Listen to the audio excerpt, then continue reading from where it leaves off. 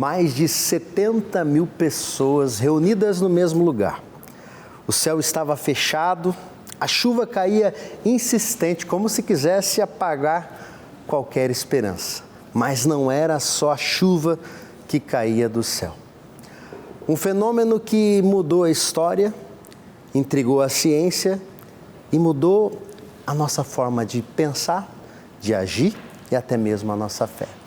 Hoje nós vamos revisitar esse momento da história, não somente para contar o que aconteceu, mas para entender o real significado de tudo aquilo que aconteceu em outubro de 1917.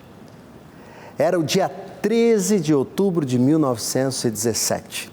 Pessoas estavam reunidas, entre elas fiéis, curiosos e até descrentes. Uma multidão aguardava. Muitos esperavam ali por devoção, outros por dúvida. E então aconteceu. Relatos descrevem o sol girando, pulsando, descendo em direção à terra, como se dançasse no céu. Testemunhas afirmaram ver cores, movimentos, luz intensa. Alguns disseram sentir medo, outros profunda paz. Mas afinal, o que aconteceu naquele dia? É importante também entender, através do aspecto da ciência, a ótica da física. Nós vamos agora, com o professor Otto, entender o que a física explica deste grande fenômeno que aconteceu em Fátima. Chuva repentina e sol na sequência, as gotículas de água e até cristais de gelo ficam dispersos na atmosfera e os raios de sol passam através dessas gotículas, desses cristais de gelo. Um chamado parélio, que são cristais de gelo hexagonais, que pode agir como prismas, desviando a luz do sol e criando falsos sóis, ou manchas luminosas coloridas ao redor do sol verdadeiro. Isso pode dar a impressão de movimento, ou de que havia mais de um sol. Mas também há a formação de halos solares, semelhante ao parélio, mas formado por um anel completo de luz ao redor do sol. A variação da densidade das nuvens e dos cristais pode fazer com que o halo parecesse girar, né? Ou mudar de cor, uma descrição comum do evento, que é a seguinte: a ciência consegue afirmar com certeza o que aconteceu? A resposta é não, não tem como. A ciência baseia-se na observação direta, na medição precisa da repetibilidade do fenômeno. O fenômeno precisa ser reproduzido para que possamos controlar, obter informações empíricas diretamente do fenômeno.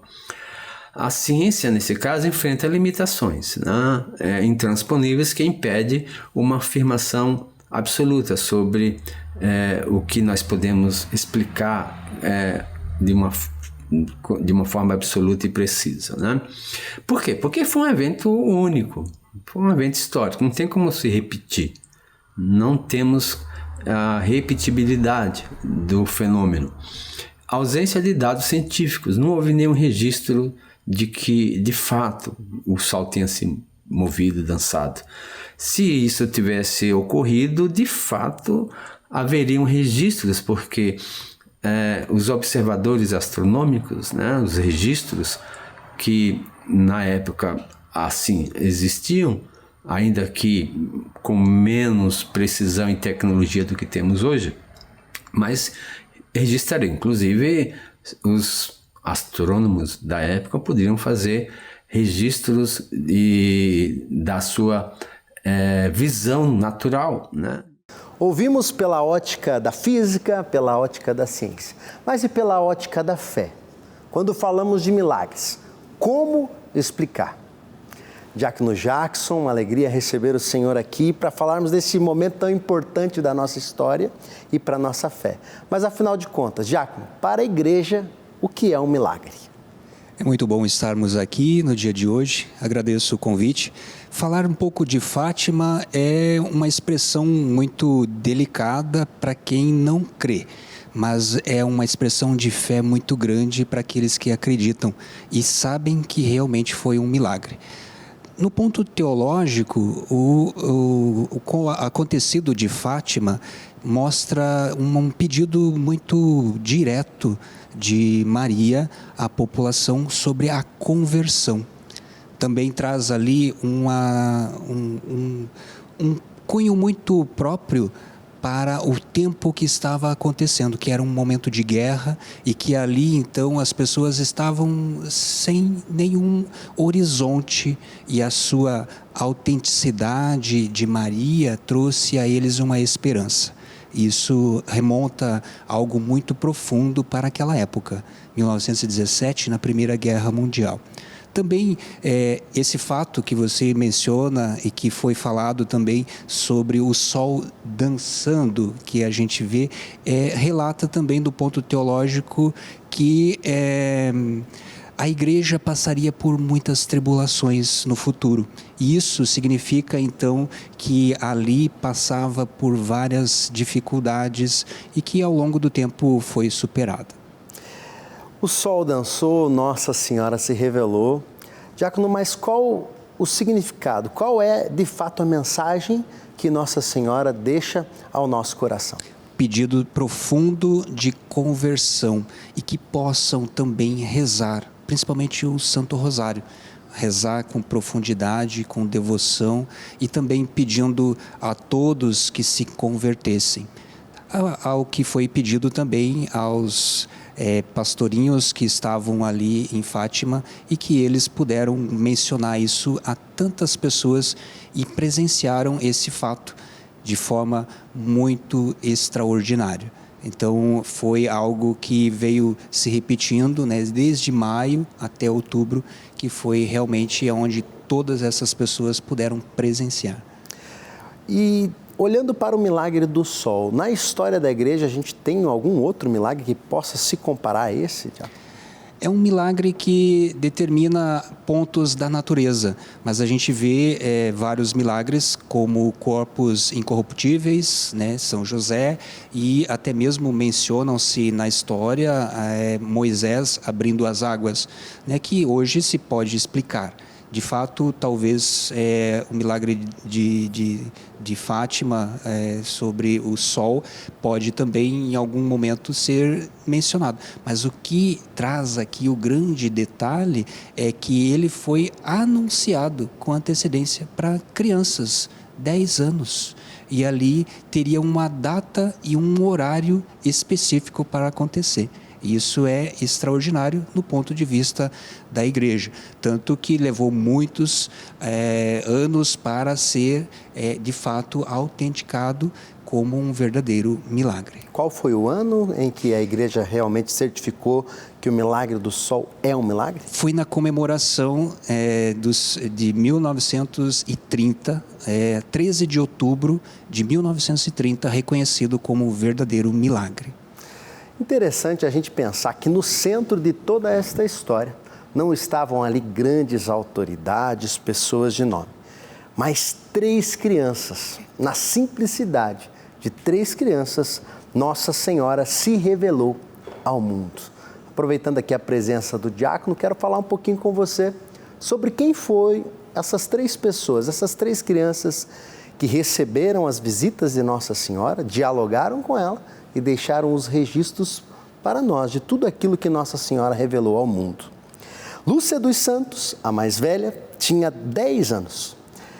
Era firme, comunicativa e, de certa forma, a voz daquele encontro.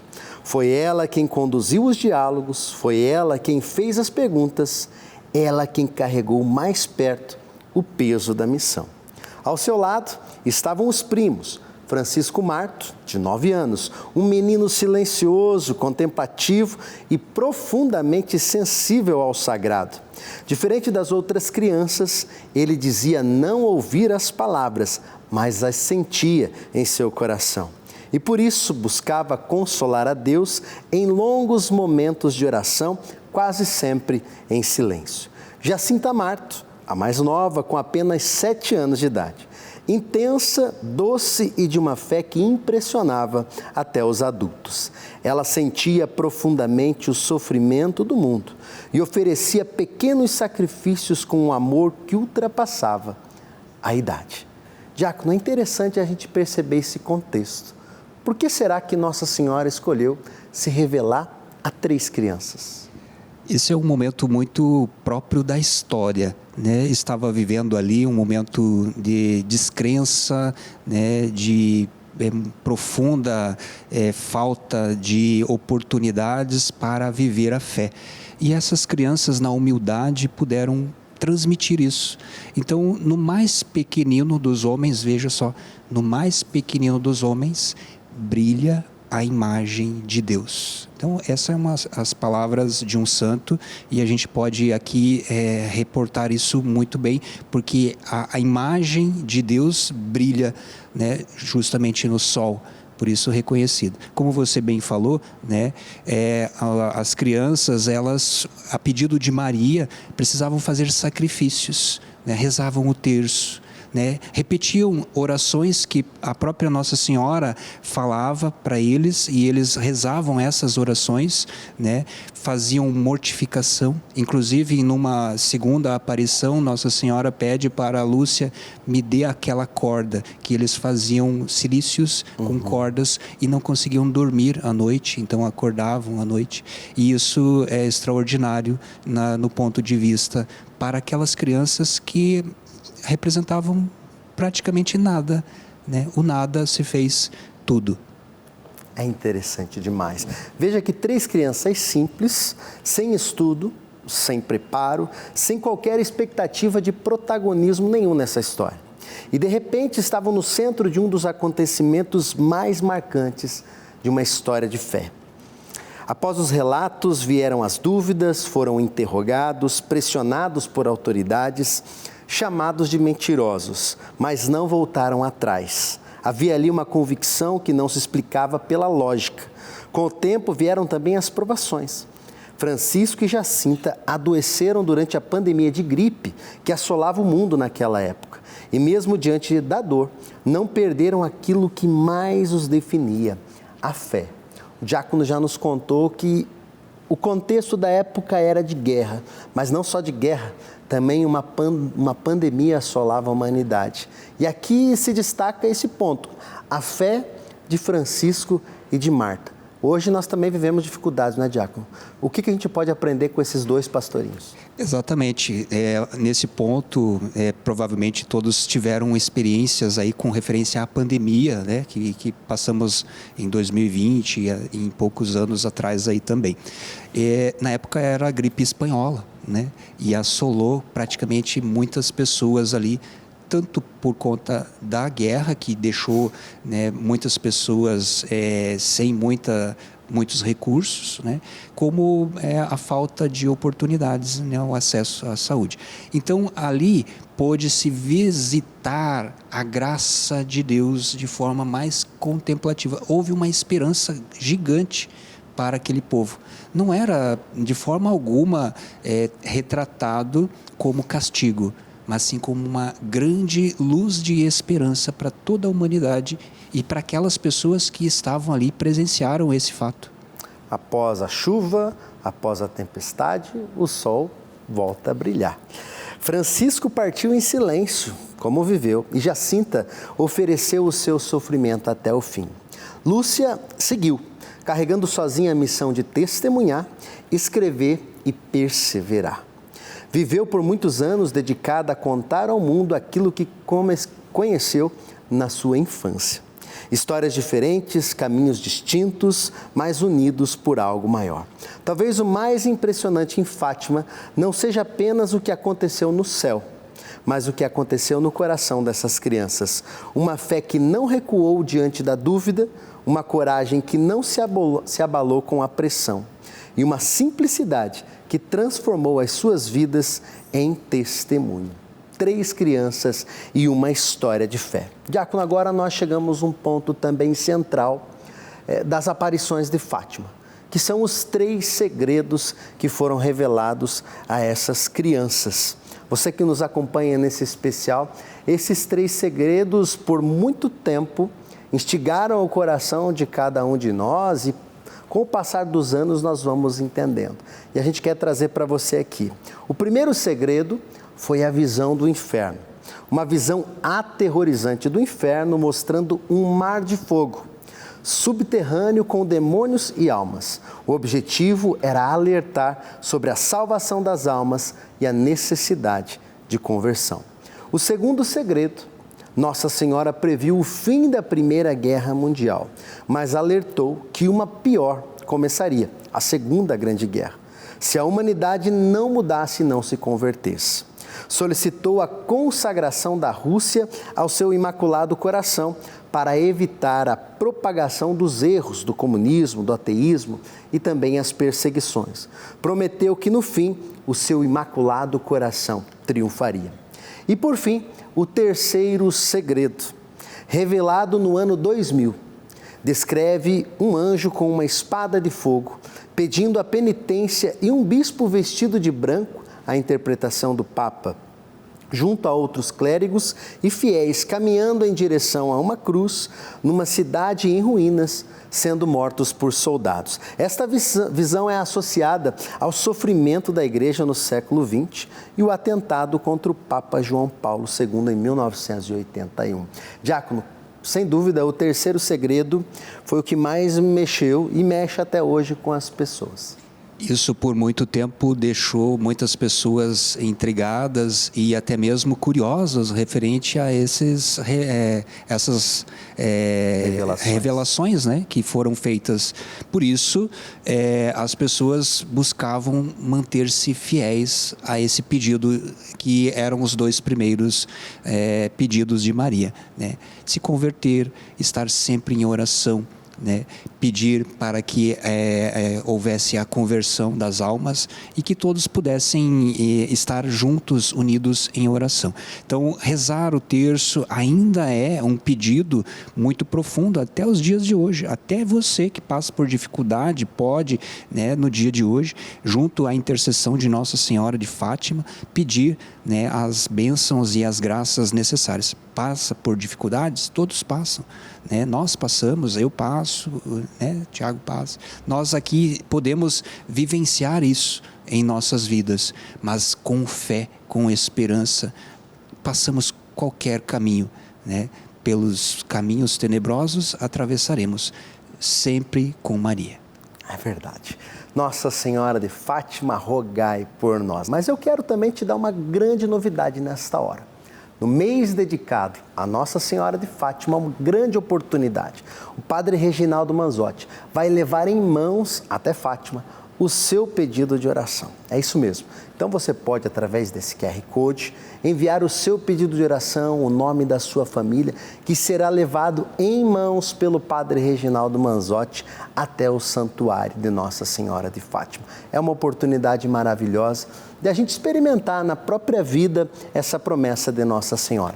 Por fim, o meu Imaculado Coração triunfará. Especial Nossa Senhora de Fátima, nesse mês dedicado a ela, na certeza de que o Imaculado Coração de Maria triunfará na minha e também na sua vida. 3 pastorinhos, 3 crianças receberam esta mensagem que mudou a nossa história, que toca o nosso coração até hoje. Mas também uma outra criança se torna um elemento importantíssimo para a canonização de 2 pastorinhos, Francisco Marto e Jacinta Marto. No Brasil, um acidente mudou a vida do pequeno Lucas. Em meio à dificuldade, à dúvida, à dor, o diagnóstico médico, um milagre aconteceu. Um milagre que viria a ser a causa, o motivo da canonização dos pastorinhos de Fátima. E agora você pode ouvir da boca do Lucas, esse jovem brasileiro que experimentou um milagre pela intercessão dos pastorinhos. No dia 3/3 de 2013, eu tinha 5 anos de idade. Eu estava brincando com a minha irmã na casa do meu avô. E eu caí da janela de uma altura de mais de 6 metros. Tive traumatismo craniano, perda de massa encefálica na parte frontal esquerda. Fiquei 15 dias internado no hospital. Bom, eu gostei muito de participar da canonização dos pastorinhos e a sensação que eu tive lá foi de muita paz e fé. Bom, eu penso que agora, após essa minha história, as pessoas estão buscando mais conhecer sobre os santos Francisco de Jacinta Marto e tem mais expectativa em relação aos milagres. E sim, eu rezo todos os dias para que Jesus nos abençoe cada dia mais e ajude a todas as pessoas que precisam de ajuda e pedem por um milagre como aconteceu comigo. Milagre do Sol, os segredos de Fátima e tantas graças aconteceram e até hoje são celebradas. Mas também esta promessa de Nossa Senhora, por fim, o meu imaculado coração triunfará. Diácono, existe também essa devoção anunciada por Nossa Senhora, ela que nos pede fé, nos pede conversão, penitência, oração.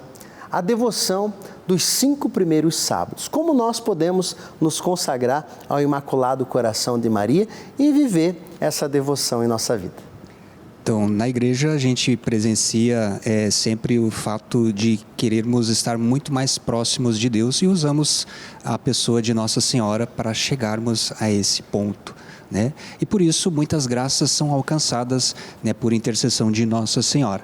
Por isso, a cada momento, as pessoas recorrem e, de fato, né, foi mencionado que os 5 primeiros sábados, de fato, o sábado é dedicado a Nossa Senhora. Não só os 5 primeiros, mas todos os sábados, né, a gente celebra Nossa Senhora.